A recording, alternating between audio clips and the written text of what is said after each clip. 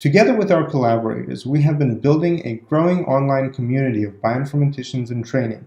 As a result, we have developed two key technologies to make this program more interactive. The first one is a big data analysis platform called the T-BioInfo, developed at the Tower Bioinformatics Research Center. The second one was designed to supplement the materials that are on the platform with interactive coding tutorials, as well as practical projects that you can analyze data from to really learn about the application of the different machine learning methods. On the portal, you will find access to big data analysis tools and high-quality learning resources that include courses, projects, and tutorials. These help simplify data for visualization and use it to spot relationships and patterns in complex datasets. These exercises will include learning and practicing scripting and understanding how to analyze and visualize various omics data